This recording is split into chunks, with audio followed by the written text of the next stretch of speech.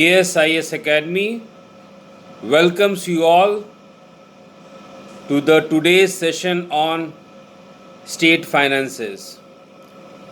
ये हमारा बिहार राज्य वित्तीय व्यवस्था का चौथा चर्चा है। This is the fourth discussion in our series on Bihar state finances. आपको वर्कबुक मिल चुका होगा और वर्कबुक के इम्पॉर्टेंट पॉइंट्स के अनुसार जो आपके वर्कबुक में इम्पॉर्टेंट पॉइंट्स दिया है, उसी इम्पॉर्टेंट पॉइंट्स के आधार पर आप देखिएगा कि आज हमारा बिहार स्टेट फाइनेंस का ये भाग, ये शीर्षक, ये टॉपिक जिसका नाम है डेफिसिट मैनेजमेंट, हिंदी में बोलते हैं इसको घाटा प्रबंधन, कितने आसानी से हम लोग इसको कवर कर लेंगे। तो जो पॉइंट्स आपके वर्कबुक में दिया हुआ है, उसी पॉइंट्स के आधार पर आज हम लोग डेफिसिट मैनेजमेंट यानी बिहार का डेफिसिट मैनेजमेंट या बिहार का घाटा प्रबंधन डिस्कस करेंगे। ये ओवरऑल टॉपिक जो आपका बिहार स्टेट फाइनेंसेस है, बिहार राजकीय वित्त व्यवस्था है, उसी के तहत ये एक छोटा सा शीर्षक है जिस पे मेंस में भी क्वेश्चन आ सकता है और इसका डाटा जो है आपके पीटी के पॉइंट से भी, पीटी के परीक्षा से भी के लिए भी ये उतना ही महत्वपूर्ण हो जाता है। तो आपके वर्कबुक में चलिए हम लोग अब टॉपिक स्टार्ट करते हैं, डेफिसिट मैनेजमेंट या घाटा प्रबंधन। आपके वर्कबुक में सबसे पहला पॉइंट है FRBM, जिसको कि इंग्लिश में हम लोग fiscal responsibility and budget management act कहते हैं। शॉर्ट में इसको FRBM एक्ट कहते हैं। हिंदी में इसी एक्ट को, अधिनियम को हम लोग यदि ट्रांसलेट करें तो ये बन के निकलता है राजकोषीय जवाबदेही एवं बजट प्रबंधन। चूँकि ये अधिनियम 2003 में आया था, 2003 में बना था, इसलिए हम लोग इसको राजकोषीय जवाबदेही एवं बजट प्रबंधन 2003 के नाम से जानते हैं। Fiscal responsibility and budget management act 2003। हालांकि FRBM एक्ट एक खुद ये अलग टॉपिक है, लेकिन सिर्फ आज हम लोग इसके बारे में हल्का सा जानकारी ले लेंगे ताकि जो हमारा चर्चा रहेगा घाटा प्रबंधन पे, बिहार के घाटा प्रबंधन पे, बिहार के डेफिसिट मैनेजमेंट पे, उस चीज़ को हम लोग डिस्कस कर सकें। तो FRBM एक्ट, जिसको कि आप राजकोषीय जवाबदेही एवं बजट प्रबंधन 2003 अधिनियम कहते हैं,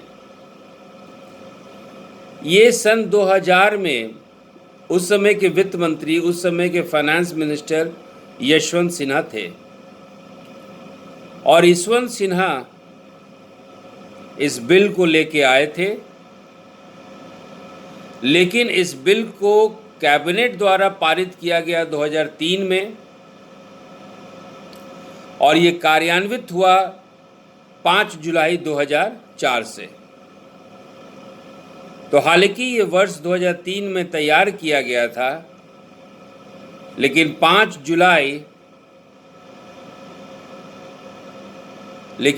जुलाई 2004 से इसे प्रभाव में लाया गया। So FRBM Act finally came into existence on 5th of July 2004। आपके वर्कबुक में FRBM में एक पॉइंट है, इसका उद्देश्य क्या है, इसका ऑब्जेक्टिव क्या है। तो FRBM का उद्देश्य है, FRBM का ऑब्जेक्टिव है, जो भारतीय वित्त व्यवस्था प्रणाली है, आपके भारत में जो वित्त व्यवस्था प्रणाली है उसमें पारदर्शी लाया जाए।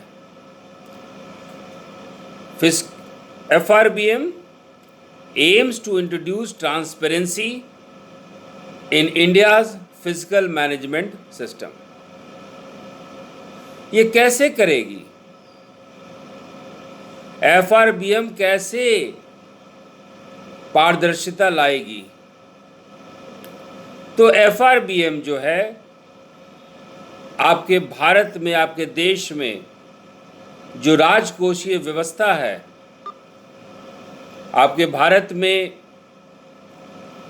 जो फाइनेंशियल सिस्टम है, उसमें अनुशासन लाने की कोशिश करती है। जो सरकारी खर्च होता है, जो सरकारी घाटे होती है और किस कारक से सरकार में घाटा होता है, ऐसे कारकों पे FRBM जो है नज़र रखती है। और इसीलिए FRBM कानून 2004 में आया। इसकी एक दीर्घ उद्देश्य भी है। It has a long term objective also. FRBM या राजकोषीय जवाबदेही एवं बजट प्रबंधन 2003 का एक दूरदर्शी उद्देश्य ये है कि भारत में वित्तीय स्थिरता आए। कहने का मतलब है कि भारतीय रिजर्व बैंक को, रिजर्व बैंक ऑफ इंडिया को इतना ज़्यादा लचीलापन दे दिया जाए ताकि वो अपने नियमों से, ताकि वो अपने कानूनों से देश की मुद्रास्फीति को अपने नियंत्रण में रख सके। Means the long term objective of FRBM is to give RBI flexibility in terms of controlling inflation in India. Means FRBM एक ऐसा यंत्र के रूप में देखा गया है जिसके कारण आपकी वित्तीय संस्था, जिसके कारण आपका केंद्रीय bank, reserve bank of India या भारतीय रिजर्व बैंक मुद्रास्फीति को नियंत्रण कर पाती है। और धीरे धीरे FRBM अपना कंट्रोल से, अपने नियमन से देश की वित्त व्यवस्था और राज्य की वित्त व्यवस्था पर जो है नज़र रखती है। इसके कार्यकुशलता को देखने के लिए, FRBM के कार्यकुशलता को देखने के लिए राजकोषीय उत्तरदायित्व एवं बजट प्रबंधन कानून की कार्यकुशलता को देखने के लिए, इसकी समीक्षा करने के लिए एक समिति बनी है, एक कमिटी बनी है जिसको हम लोग NK सिंह कमेटी कहते हैं। तो फिलहाल बिहार के डेफिसिट मैनेजमेंट टॉपिक में या बिहार के घाटा प्रबंधन जो हमारा आज का शीर्षक है, उसके तहत FRBM में इतना जानना काफ़ी है। तो चलिए इसी FRBM का कॉन्सेप्ट से, हालांकि FRBM एक आपका नया अलग से शीर्षक भी बनता है, अलग टॉपिक भी बनता है और इस पे UPSC पे भी क्वेश्चन आ सकता है, आती है, संभावना बहुत ज़्यादा है। चाहे UPSC PT हो, चाहे मेंस हो या दोनों हो, किसी एक में हो। लेकिन फ़िलहाल हम लोग, हमारा जो चर्चा का विषय है वो BPSC को लेके है। जो आपको वर्कबुक में जो पॉइंट दिया हुआ है, उस पॉइंट को सिर्फ आप फिल कर देंगे, उसमें आप भर देंगे तो आपका मेंस का आंसर हो जाएगा। और उस पॉइंट्स को याद रखिएगा तो आपके PT का जो है क्वेश्चन का ये समाधान मिल जाएगा।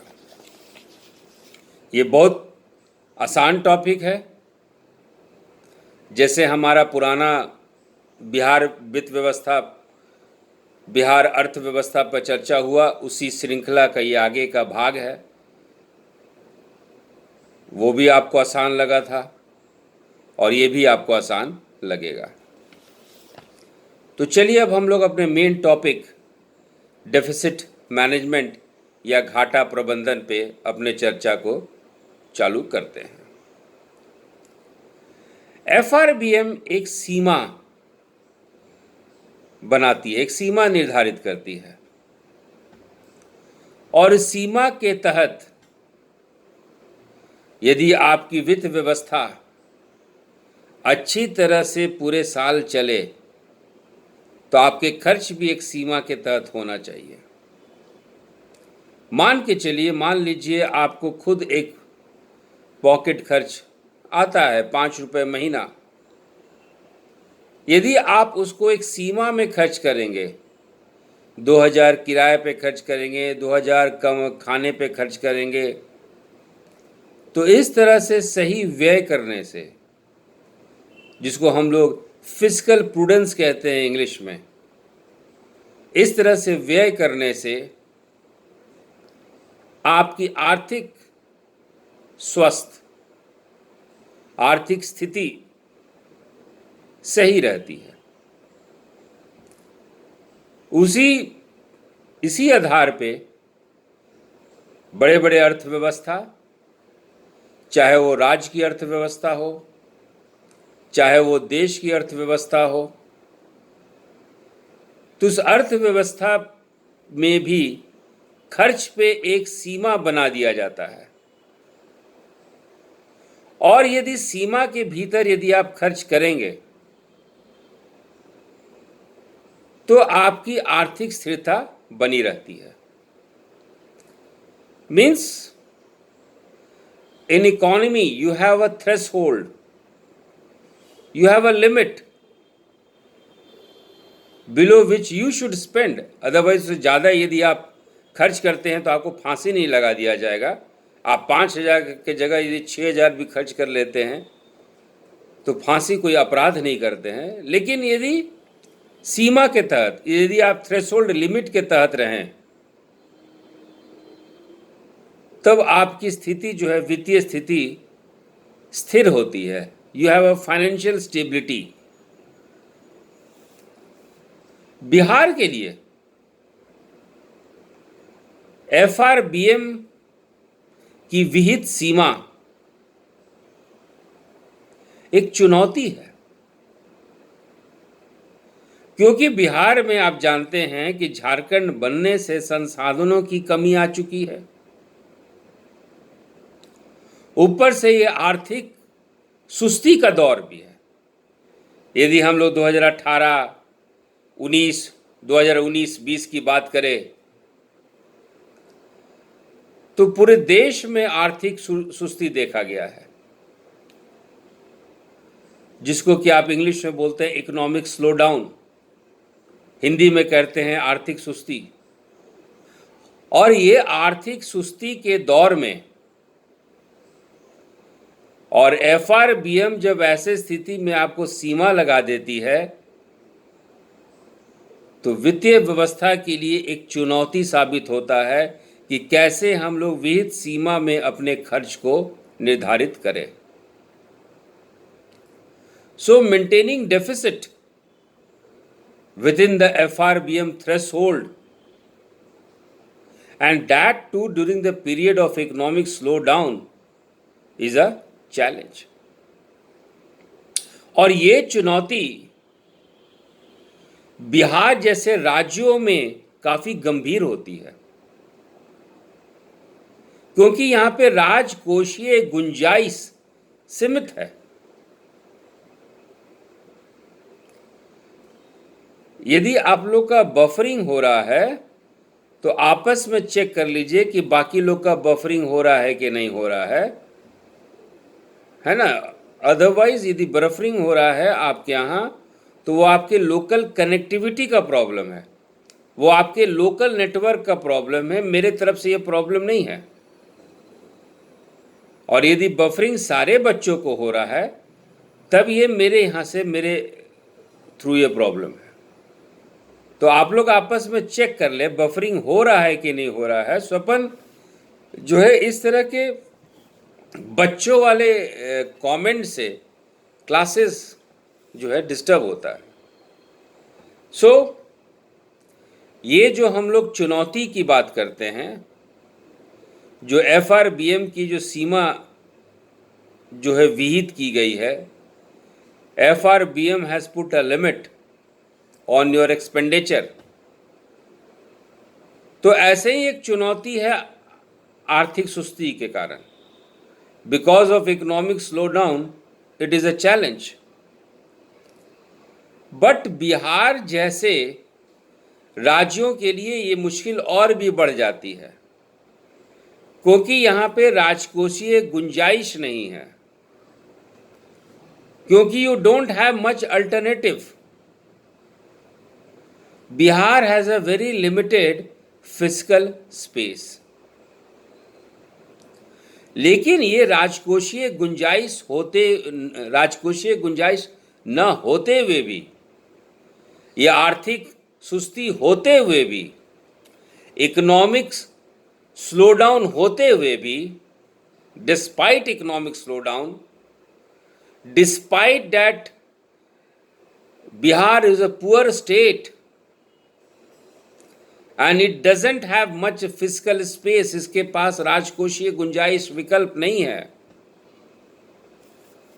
लेकिन बिहार देश का ऐसा राज्य है जो अपने राजकोषीय विवेक को दर्शाया है. Bihar is among the few states in India that has shown fiscal prudence in the last 3 years. और यहाँ जो सरकार जो राजकोषीय घाटा दर्ज की है, वो एफआरबीएम के निर्धारित सीमाओं के अंदर है. बिहार एक गरीब राज्य है, it is a poor state. Bihar में संसाधन सीमित है, खास करके जब से झारखंड बना है. तीसरा, बिहार में, और बिहार नहीं पूरे देश में आर्थिक सुस्ती है. तो ऐसे स्थिति में बिहार जैसे राज्य पे यदि आप प्रतिबंध लगाएंगे, तो बिहार जैसा गरीब राज्य, poor state like Bihar, will face many problems. But in spite of all this, Bihar has proved its fiscal prudence. And in the last few years, the expenditure, or you can say the deficits, has remained within the stimulated limits of FRBM. मैंने ये से इतनी परेशानियां होने के बावजूद बिहार अपने राजकोषीय विवेक से के द्वारा जो भी निर्धारित सीमा थी, जो भी एफआरबीएम के द्वारा जो भी राजकोषीय उत्तरदायित्व एवं बजट प्रबंधन अधिनियम द्वारा जो भी सीमा निर्धारित की गई थी, उस सीमा के अंदर था. और बिहार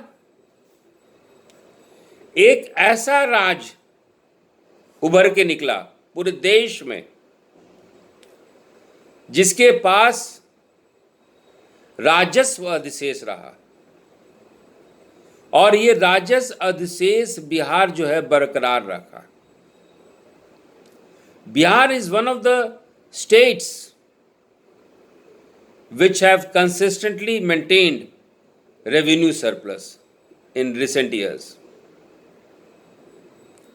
यदि 2017-18 की राजस्व अधिशेष की बात की जाए, यदि 2017-18 के रेवेन्यू सरप्लस की बात की जाए, तो बिहार में 14,823 करोड़ रुपए राजस्व अधिशेष था. 2017-18 में बिहार में 14,823 करोड़ रुपए राजस्व अधिशेष था. और यदि इसको आप अन्य राज्यों के साथ तुलना करेंगे, तो बिहार का राजस्व अधिशेष अधिक में या अधिक के श्रेणी में आता है। हालांकि 2018-19 में आपका राजस्व अधिशेष घटकर 6897.6 करोड़ रुपया रह गया। 6897.6 करोड़ रह गया। तो राजस्व अधिशेष में गिरावट आई 2017-18 से 2018-19 में, लेकिन तो भी आपके यहां राजस्व अधिशेष था। Even then, Bihar has maintained its revenue surplus. तो अभी तक जो हम लोग का चर्चा हुआ है डेफिसिट मैनेजमेंट पे, घाटा प्रबंधन पे, यदि मेंस के पॉइंट ऑफ व्यू से लिखना है, अभी तक जो हमारी चर्चा हुई है, तो उसमें आप इकोनॉमिक स्लोडाउन या आर्थिक सुस्ती का पॉइंट डालेंगे। आप राजकोषीय गुंजाइश, बिहार जैसे राज्य में राजकोषीय गुंजाइश का बिंदु डालेंगे, फिजिकल स्पेस का बिंदु डालेंगे, फिजिकल प्रूडेंस जो शब्द है वो इस्तेमाल करेंगे, क्योंकि हम लोग जानते हैं कि बीपीएससी मेंस में और आपके पीटी में भी क्वेश्चन जो है टेक्निकल आएगा, तो अंग्रेजी में इसको फिजिकल प्रूडेंस कहते हैं, हिंदी में इसको हम लोग राजकोषीय विवेक कहते हैं। राजकोषीय विवेक आपके नोट्स में दिया हुआ है। और जो चौथा पॉइंट है, आप राजस्व अधिशेष का डाटा दीजिएगा कि 2017-18 में 14,823 करोड़ था, 14,823 करोड़ 2017-18 में, और 2018-19 में घट के ये आपका 6,897.6 करोड़ रह गया। लेकिन ये रहते हुए भी, राजस्व अधिशेष घटते हुए भी आपके यहाँ राजस्व अधिशेष था। तो अपने इस बिंदु को, अपने इंट्रोडक्शन को आप इस तरह से चालू करेंगे, तथ्य के आधार पर आप आगे बढ़ेंगे तो बहुत ज़्यादा नंबर मिलने की गुंजाइश है। अब जो है हम लोग सेकंड इसकी चर्चा करते हैं, वो है आपका सकल राजकोषीय घाटा, वो है आपका GFD यानी ग्रॉस फिजिकल डेफिसिट या सकल राजकोषीय घाटा। हम लोग यदि 5 मिनट का हम लोग ब्रेक लेते हैं, और ब्रेक के बाद फिर हम लोग जो है सकल राजकोषीय घाटा, बिहार के सकल राजकोषीय घाटा या GFD डेफिसिट मैनेजमेंट के तहत उसका हम लोग अपना चर्चा जारी रखते हैं। Thank you.